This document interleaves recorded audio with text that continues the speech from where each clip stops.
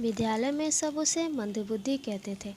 उसके गुरुजी भी उसे नाराज ही रहते थे, क्योंकि वह पढ़ने में बहुत ही कमज़ोर था और उसकी बुद्धि का स्तर औसत भी कम था। कक्षा में उसका प्रदर्शन हमेशा खराब ही रहता था और बच्चे उसका मजाक उड़ाने से कभी नहीं चूकते थे। पढ़ने जाने तो मानो एक सजा के समान हो गया था। वह जैसे ही कक्षा में घुसता और बच्चे उस पर हंसने लगते। कोई उसे महामूर्ख तो कोई उसे बैलों का राजा कहता। यहाँ तक कि कुछ अध्यापक भी उसका मजाक उड़ाने से बाज नहीं आते थे। इन सब से परेशान होकर उसने स्कूल जाना ही छोड़ दिया।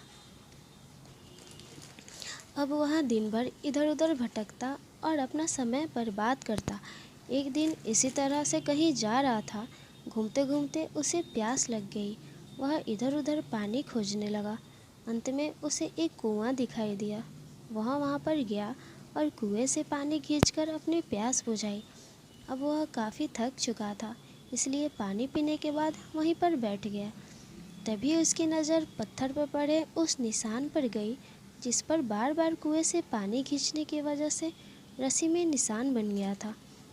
वह मन ही मन सोचने लगा कि जब बार बार पानी खींचने से इतने कठोर पत्थर पर भी रस्सी का निशान पड़ सकता है, तो मेरे लगातार मेहनत करने से मुझे भी विद्या आ सकती है।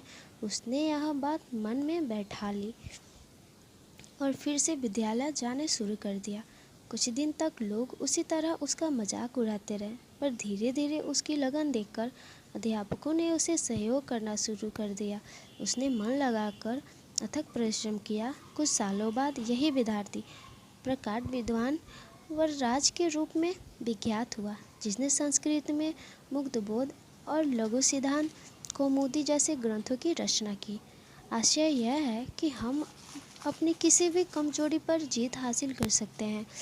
बस ज़रूरत है कठिन परिश्रम की और धैर्य के साथ अपने लक्ष्य के प्रति स्वयं को समर्पित करने की।